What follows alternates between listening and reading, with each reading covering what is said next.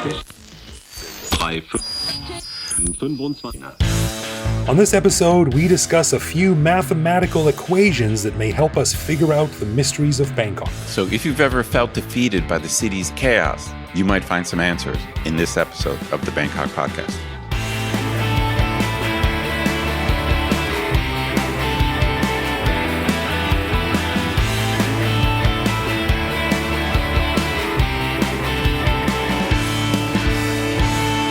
Sawadee krap, and welcome to the Bangkok Podcast. My name is Greg Jorgensen, a Canadian who came to Bangkok in 2001 on a search for relief from the unrelenting pummeling I got from bullies with snowballs, and ended up getting an unrelenting pummeling from bullies with water guns.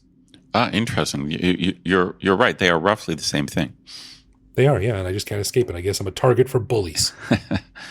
And I'm Ed Knuth, an American who came to Thailand on a one-year teaching contract 23 years ago. Fell in love with the shock of finding out how hot it actually is after doing a Celsius to Fahrenheit conversion, so I never left. Honestly, it's taken me years to develop a shortcut because like 38. Yeah, that's not so bad. That's right. No, in my mind, it's not bad. And then I do the math on it. I'm like, oh my God, it's 100 degrees. This happens pretty much every year. That Saturday Night Live skit that I sent you, George Washington talking about the ridiculous numbers. Oh, I love it. Yeah, no, it makes no sense. So funny. It's indefensible. It's just, we're American. That's as far as it goes.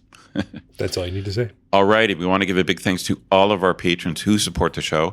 Patrons get every episode a day early, behind-the-scenes photos of our interviews, a heads up to send questions to upcoming guests, and access to our Discord server to chat with me, Greg, and other listeners around the world. But best of all, patrons also get an unscripted, uncensored bonus episode every week where we riff on current events and Bangkok topics. On this week's bonus show, we chatted about our Songkran adventures, recapping my afternoon on Soy Cowboy and Greg's afternoon with his son at Icon Siam, a list of recent events covering some badly behaved Farongs in Thailand, which makes us wonder if Songkran is like the full moon for Thai-based weirdos, and a discussion on how my job as an Ajahn ironically becomes much more interesting and easier when bad things are happening around the world. To learn how to become a patron and get all this good stuff, plus full access to over 700 bonus and regular back episodes, click the support button at the top of our website. Yeah, and also don't forget, if you listen to us on Spotify, you can now hear all of the bonus shows there as well. If you're a patron, simply link your Patreon account to your Spotify account and add our new feed titled Bangkok Podcast, Badass Patrons Only, to hear the regular and bonus shows in the same spot. Alrighty then, on this episode, we are taking our inspiration from the one true universal language. Now, we're not talking about love or music or exploitation of the working classes, but rather mathematics. Heck yeah. Ed, were you strong in math back in the school days? I'm a pretty good math guy. I didn't end up going in that direction, went into liberal arts, but basically I'm pretty good at math. I think I could have probably survived a proper engineering program, but I took another direction. So I would say I'm pretty good at math, dude. Oh, interesting. That's really cool. I wasn't very good at math. And when I was a kid, I dreamed of being an astrophysicist. And then when I got to start taking high school math and physics, I was like, ooh, yeah, I'm not so good at this. Oh. So basically you want to be Neil deGrasse Tyson, or you wanted to be him. I still want to be him. Yeah, he's rad. But yeah, just don't have the brain power for that. So I wasn't very good at math, but I do find the subject endlessly fascinating. And I got to thinking, if math can explain everything from how the pyramids were built to the design of a seashell to the structure of the universe, surely it can be used to help us figure out Bangkok. So interesting. We put our heads together and came up with some mathematical equations and hypotheses that we think will help anyone get a better handle on living in Bangkok. Ed, I got to take credit for this. If this episode doesn't go over well, it's my fault. I thought this would be a fun thing to look into. What do you think? Well, when you told me this idea, I was like, what are you talking about? Bangkok's chaotic. It's not mathematical. But I realized, I am a social scientist. So even though society may seem random, it's not. So I love this idea. But I got to be honest, I don't have too much to contribute. As soon as you gave me the topic of Bangkok equations, I immediately thought of Celsius to Fahrenheit conversion. That's to me that's the equation. So I only have a little bit of insight, a little bit help for foreigners who are American. I have a little bit help on the conversion. Well, let's do that. How do you convert from Celsius to Fahrenheit? I don't know. Well, there is a proper formula that no one can remember, but because it's an equation and the way the relationship works, that if you want to do an accurate conversion, you obviously either need your phone or you have to actually do the math for it to be perfectly accurate. But here's my little shortcut. Simplest thing in the world is around the range of temperatures that we have. So obviously we have a whole potential from minus 100 to 100 degrees Celsius. But for us, I still think in Fahrenheit, it's usually somewhere in Thailand, it's between like 70 degrees and 100 degrees.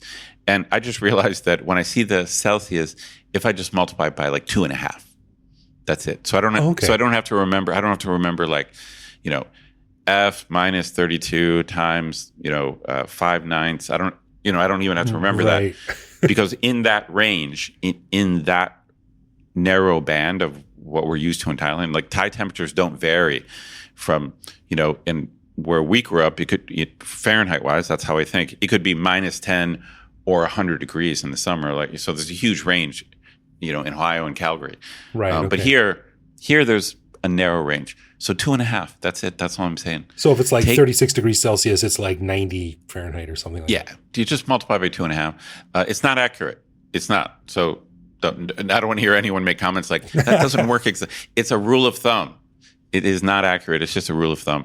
And that's what I do. So that's how I know. So now I know when it's, in the mid to high 30s, like that's really hot. I didn't know that when I first got here. I really didn't know that. That's funny. Well, I got some lists here of equations that sort of go into a bit more into specifically life in Bangkok. And the one that I always come back to is trying to explain to people who are new here when they want to get out to Bangkok. Hey, I got to go here. How long do you think it'll take? And that's a hard question to answer. It's sort of like how long is a piece of string? So I call this traffic math. So whenever you're out in Bangkok and you're like, I got to get from A to B, how long is it going to take? You can't just answer that. So some of the things you have to take into account to find out your travel time are what season it is, whether it's sure. Well, that matters. Sure. Raining or it could be flooded. It could be whatever. The holidays of the associated season as well. So if you got Songkran, you got, of course, the Buddhist holidays and things like that around the farming seasons, the planting days. Sure. Something else you have to take into account is the status of the schools, because if the schools are in, that means that at the end of the day, and a lot of times in the mornings, there's going to be a ton of parents, usually in their own cars. So if you're right. If you happen to know a school is in that neighborhood, you're right. You got to factor in what time of day it is and what the status is. Right. Sure. So if it's like 3 p.m. and you're like, oh, I got to go here, and you think, oh, is that going to go past our school? Correct. That might throw you off because you might just have insane traffic around the school because everyone's waiting outside. That's some good insider advice. That's something tourists would not be aware of. That's right. Public holidays, of course, they can be, if you're going close, change everything. You go to a shopping mall. There's going to be busier around there. Songkran is one of the best times to drive around Bangkok, except in very specific areas. But that's right. There's significantly less traffic. That's right. That can also work in your favor, those public holidays too, because if it's Songkran, like I drove all the way across the city during Songkran to meet a friend for dinner. It took me like 15 minutes in a taxi. Yeah, it's great. It's heavenly. Yeah. And of course, the time of day. So rush hour and things like that. So you combine all of those things together. I like it. I guess you would need the problem is you need experience, but maybe some of it's common sense. But, my joke about Bangkok traffic is a lot of people just think Bangkok traffic is bad. But for me, if it was just bad, it would be more predictable. So maybe your equation helps. Like for me, a lot of times it seems random because I'm not using your equation. I should be thinking more rationally about this. Yeah, that's right. We need to like pimp these out or something. Put them in the calculator. We just plug in the numbers and get like a thing that'll show you. But it's a Wednesday during Songkran. It's a Wednesday during Songkran, and it's 3 p.m. in the afternoon. You have to put in all the variables. That's right. And I was talking with a friend of mine who said that, like my friend in Singapore when I was down there, and he said he doesn't really like Bangkok because it takes him so long to get everywhere. And I was thinking like, yeah, well, there are ways around that. There's always an alternate way to get from A to B, but Absolutely. that only comes with experience. You can't just And the public transportation is getting better and better, and it really, really makes a difference. And I often use the MRT, the BTS for a segment of a trip. So, you're right. This is some advanced thinking because you can think like, well, I can take the MRT to here and then a quick motorbike across that junction, and then I'll be able to get a taxi. Right. Or you can say, I'll get out like 2 stations before my actual stop because instead of walking this distance, then I'll be able to take this little side soy. And I know there's a motorcycle win right on the corner there. That's right. These kind of things. Yeah. No, it is an equation. Okay. So I like this one. I like this one. Yeah. The next one I got is, again, it has to do with traveling in Bangkok. When you're traveling from A to B in Bangkok, you need to consult what I call the Triangular Transport Planner. Sounds serious. It does. Now, this really depends on what you're going to do. Like if you're going to have beers with your buddy, you got to take that into account. If you're going for a job interview and you're wearing like a shirt and a tie, you got to take this into account as well. If you're, wearing a skirt or shorts or something like that, you got to think about these kind of things.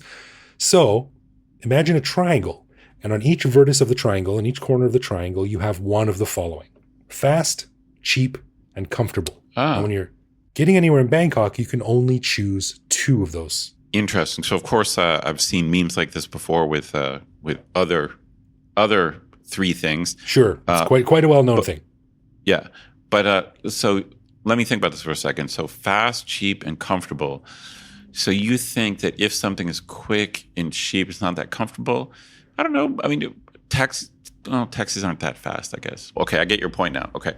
Because motorbikes are fast and cheap, but you're obviously on the back of a bike and it can be awkward. It's not really comfortable. Driving through fumes and stuff like that. Yeah, that's right. Okay. Yeah, and like I said, like if you're going to a job interview, you want to get there fast and comfortably. You got to do the train, right? You don't want to show up sweaty and stuff like that. But train, if you're going a long distance, not very cheap. If you want to get there cheap and comfortably, you get in a taxi. It's not going to be fast. You're going to be stuck in traffic, right? Good point. Going out with your buddies, you want to get there fast and cheaply, get on the back of a motorcycle taxi, but it's not going to be comfortable. You're going to be sitting behind a bus, sweating in the traffic. Yeah. I mean, this basically works. I mean, I think this is exactly right. It's good advice, especially for newbies. If all I got to say is probably the best deal ends up being public transportation. So, I mean, if you look, could be because if you're middle class and above, if you're a typical foreigner, then the MRT and BTS are not that expensive. We talked about it before. For average type people, they might be a lot more expensive than a motorbike. Yeah. But so I think if to me the lesson is if public transportation works for any segment of your journey, then you probably should be taking it. I agree. But it's not for everyone, and it doesn't go everywhere. So True that. You got to pull out the traffic triangle every once in a while to figure out what the best option is for you. Excellent. The next one I got is something I just thought up the other day, actually, at the end of Songkran.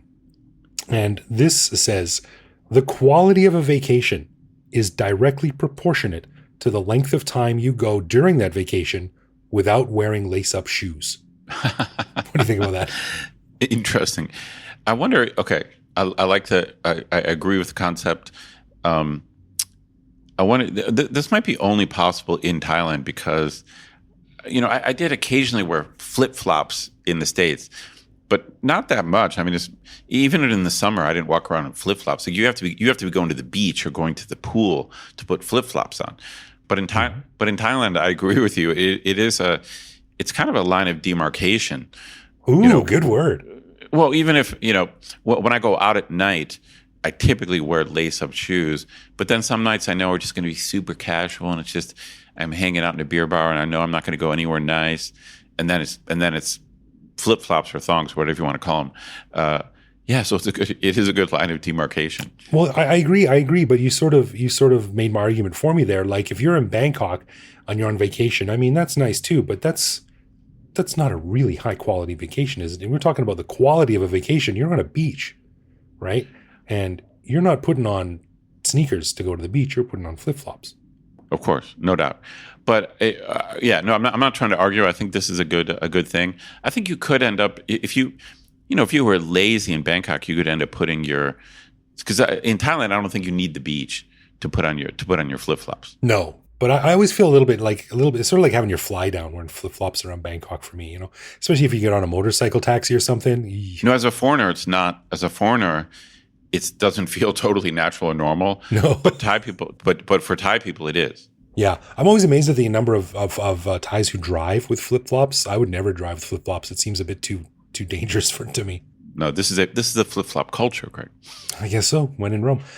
So yeah, for me, the longer I go without wearing any without wearing any lace up shoes, that's a solid vacation for me. Agreed.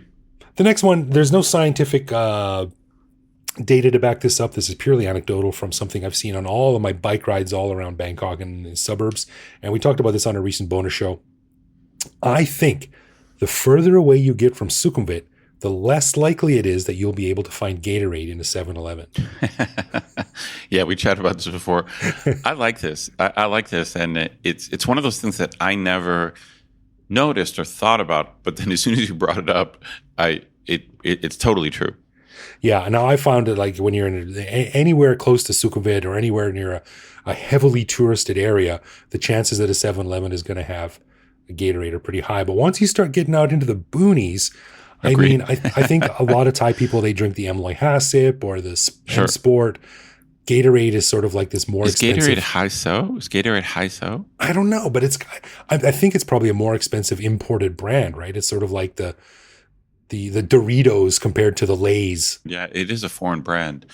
I wonder. I never even noticed. Is it more expensive? Right? That's my privilege, my Farang privilege. That when I reach, I'm not even looking. Is it 18 baht or 14 baht? Well, I do happen to know a bottle of Gatorade is 25 baht, and Uh-huh. a bottle of Emloy Hasip I think is about 15, maybe even less. Oh wow. Okay, so that's a difference. That's not a small difference. Yeah, that's right. So that's what I've seen on my bike rides anyway. I know if I go into a 7-Eleven, I'm looking for a Gatorade and there's none there, I'm like, whew, we must be getting pretty far into our ride. The truth is, I prefer the Gatorade. I think the Gatorade's better, but I don't know if it's just because that's what I grew up on or if it's actually better. But I do think it's better because I've had them both, and I don't just grab the Gatorade out of being familiar with it. I actually think it tastes better. Yeah, I agree. I do love it. Now, the one thing that the one variable that throws this scale off is Pocari Sweat. Ooh, good point. The Right? Pocari Sweat variable. Good point. Very good point. I love Pocari Sweat, man. I love It's it. great. It's great stuff. But I've seen it in 7-Elevens way out in the boonies, and I've seen 7-Elevens in it that have it right in the middle of Sukhumvit, and I've also seen neither of them have it all over the place. So there doesn't seem to be any rhyme or reason as to where you find I it. agree. That's a good point. It's you're right. It's kind of random. Yeah. I never know when it's going to be there or not. But if I have a choice between Pocari Sweat and Gatorade, I grab the Pocari Sweat. Really? Interesting. I do. Okay. It just has a unique taste. I remember, I believe the first time I had it was on one of my visits to Japan, and it tastes different. It's hard to explain. It is just another electrolyte drink or replenisher, but I don't know. There's something distinct about it. Yeah, I don't know what it is, but I'm a fan. Anything named after the body sweat of a mythical animal, imaginary animal is good. I just like the idea of something tasting good that has a horrible name. It's like one of the worst names. Right. Name a beverage after sweat. That's right. The only way they're going to come out with the new drink is called like ass juice or something like that. I just love this ass juice. Yeah, good drink. idea. Great idea. Bottom of the foot powder, something like that. Yeah, that's right. Well, the next one is something that I think a lot of people here have to put up with. And now we've talked on the show many times before about how, like an old Thai lady walking at, an eighth the speed as you are will be able to completely block you on the sidewalk somehow. Yep. And in general, Thais walk much slower than foreigners do. But we've also come to the conclusion after many years of living here that, surprise, surprise, the Thais know what they're doing. And the reason that happens is because they're walking slower, so you don't sweat as much. They're just more chill. Yeah, but the equation says when walking, the rate of sweat produced is directly proportional to the speed at which you walk. So walking half as fast will produce half as much sweat, but will double the travel time, so you're outside twice as long. No, but if you're outside twice as long, doesn't that mean the total sweat should correct itself? That's what I'm thinking. I'm thinking all this evens out. But what I did, check this out. Now, this reminds me of the old argument, like in a rainstorm, do you get wetter if you walk or if you run? Because if you're running, you're going through the water faster, right? Oh, right. Oh, yes. Yes. This is a real physics problem. It is. And I found this article that said Harvard mathematician David Bell worked out the answer back in 1976. His answer was that if the rain is falling vertically or if there is wind blowing in your face, you should run. And the faster you run, the less wet you will get over the same distance. But if the wind is blowing from behind, you should still run. But now there is the optimum speed at which you will get least wet, the speed of the wind. So there you go. Oh, wild. So there's an actual answer in the rain situation. Yeah, now I don't know if that's directly equal to the sweat and walking speed situation, but there does seem to be some correlation between there. But which one would you rather have? Would you rather be slower and less sweaty but outside half the time, or show up a bit more sweaty but be there quicker? I mean, my problem is I'm naturally a fast walker. I always act like I'm under stress or what I'm doing is really important. So I'm a naturally fast walker. So it's, I mean, the right answer is to go more slowly. So that's what I prefer in a perfect world. It's just not my personality. Yeah, I'm a very fast walker too, but I've never actually done like a controlled experiment where I, like go out on a temperature that's the same as the other day, and the one day I walk fast and the one day I walk slow, and then I don't know, measure the dampness of my armpit. I don't know how you do it. I think going slower. The bottom line is if you just keep your heart rate down, then you won't sweat at all. In theory, I think. If you keep going slow enough. Maybe I'll take my wallet out of my back pocket and hold it up so I get the shadow on my face, like a lot of ties do. You see, there's a lot of shortcuts. There you go. Now that's super tie. That's you cross the line into super tiness. That's right. Drinking my Emily Hassip, holding my wallet up over my face. And the last one we got, I'm actually stealing this from our buddy Dan Fraser, who has written about this on his website before. And when he told me this, I thought it was a very interesting look. But when he explained it, I was like, I guess that makes sense. So Dan says one of the best ways to decide if a hotel is actually a good hotel is to go to their restaurant and order the club sandwich. Interesting. As in you're gonna maybe eat one meal there. So you're gonna check out the restaurant first, and then if the club sandwich is good, then the hotel is good. That's right, because Dan's thinking is a club sandwich is really easy to do, but it's hard to do right. So he was talking about, like, you go into a hotel and they're like, oh, we've got like Philip Stark decorations and our thread count is 720. I don't know what it is. And we've got all this imported marble from Italy. Like, that's great, but anyone can do that. All you have to do is buy it, right? But interesting. I lifted this quote from Dan's blog, and it says, but a club sandwich is different. It must be created from scratch. It must be presented to a stranger. And while it might be easy to slap one together, check it off the list and move on to the next order, I've noticed that smart hotels don't do that. Indeed, in my experience, there is almost always a correlation between a great club sandwich and a hotel's attention to fine touch details. Wow. I'm not even going to try to argue with that. I mean, Dan Fraser, Dan is the man, as they say, That's right. Especially when it comes to travel stuff. So that just sounds like a nugget, a golden nugget that I'm just going to say, I believe it. Yeah, I believe it too. Dan's very well traveled, much more than we are. So he knows what he's talking about. And hey, man, worst case scenario, you get to order a club sandwich. So heck yeah. Agreed. Dude, this show was, when you said you want to do a show on Bangkok equations, I was a bit skeptical, but you came up with some good stuff, man.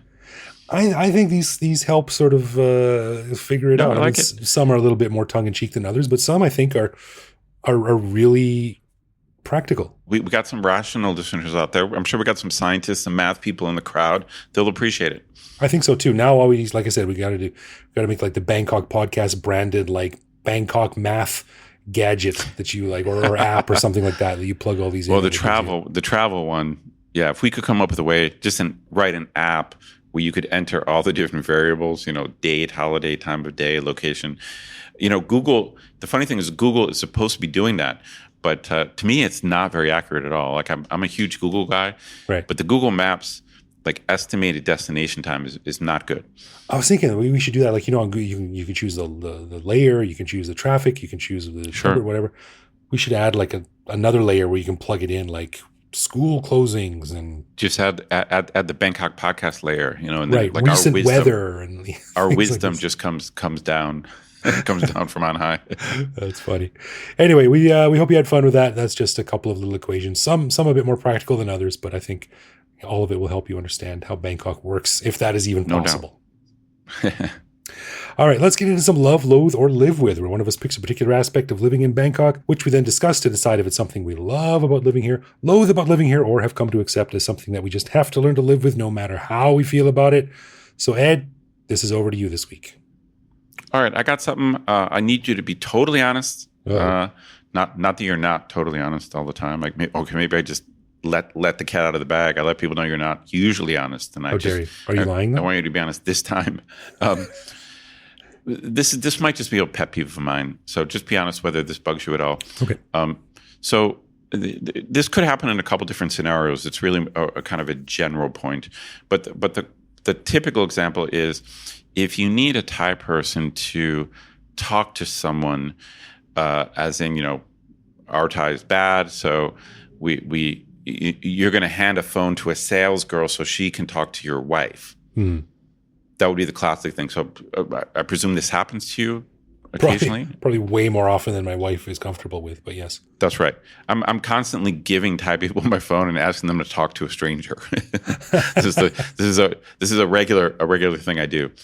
I feel that Thai people almost always use the speakerphone, even at inappropriate times. Like if there's a lot of background noise, they're very reluctant to put a stranger's phone to their ear. And what's your take on that? You ever notice that? Thai people love the speakerphone. Yeah, man. I gotta say, I think I'm on board with this. They love the speakerphone. They use it way more than I remember anyone using it back home. But do they use it loudly or quietly? Because when I use a speakerphone, I turn the volume way down, but I hold it right to my ear. You see? So you're kind of in between. You like the in between. Yeah, but you're almost holding it to your ear, but it's still the speakerphone. Right, but what I don't like is the people who have it at full volume and are holding it in front of their face so I can hear the call clear as day. Well, I don't like that, and I feel that they also use it when there's even background noise, and it's clearly difficult for the conversation to take place. You could be in a noisy environment, and just using the phone normally would be much easier, but they're still trying to use the speakerphone. Right. I mean, you kind of picked up on my take already, but I'm a loathe, man. This drives me crazy. I'm always just put it to your ear. And sometimes I kind of push it up, like, hey, just use it. Slam it to the side of their face. Just use it like a normal phone. Okay, they're making it more difficult trying to have this conversation over a meter. I don't know, man. I think I'm kind of on board with this. I think I'm a live with bordering on love. I think it's the way to go. I hate even when I have my own phone taken away from my face. Wait, you're not making any sense. I thought you said you hate it when they're talking loudly on their speakerphone. Like I thought you said you hate that. So turn the volume down and put it close to your ear. Like the speaker close to your ear. Why? Okay, I have a crazy idea for you. What? Don't use the speakerphone. Just put it to your ear. No, so you can hear what's going on. You didn't let me finish. I hate when you put it to your ear because when you pull it away, it's all greasy and sweaty. What if someone didn't use our triangular transport planner and they're on the BTS and they're sweaty or something like that? I understand there could be some hygiene matter, but I don't know. To me, okay, like during COVID or if someone is obviously sweaty. But I don't remember back home people being reluctant to put someone else's phone to their ear. I don't remember that. Hygiene matter. Is that a thing? I mean, listeners, help me out here. I have no memory in the past of handing my phone to someone and them holding it out. Like, I don't want to put that to my face. I have no memory of that. When we came to Bangkok, there was no such thing as cell phones anyway, or there barely was. Well, I have been back. I don't know. So. Well, okay, whatever. We can agree to disagree, but I'm a loathe. I think as long as they keep the volume down and they put the speaker right next to their ear, I don't want someone holding my phone to their greasy ear after they just got in from walking 5 blocks outside in Bangkok heat. You hygiene freak. You must be some kind of hygiene freak. Hey, I've got an old phone. It still works fine. It's because I keep it clean, yo. Cleanliness right next to godliness. No, I'm a live with bordering on love for this. I'm all on board as long as they don't use a speakerphone at full volume. Okay, you're free to be wrong if you want. That's fine. All right, we're done with that. Cool. Okay, a final thanks to our patrons who support the show. Patrons get a ton of cool perks and the warm, fuzzy feeling, helping in our never-ending quest for cool content. Find out more by clicking support on our website. And connect with us online. We're Bangkok Podcast on social media, bangkokpodcast.com on the web, or simply bangkokpodcast@gmail.com. We love hearing from our listeners and always reply to our messages. Yeah, baby. You can also listen to each episode on YouTube. You can send us a voicemail through our website that we'll feature on the show. I am on Threads at BKKGreg. Thanks for listening, everyone. Hope you're staying dry after being so wet during Songkran. We'll see you back here next week.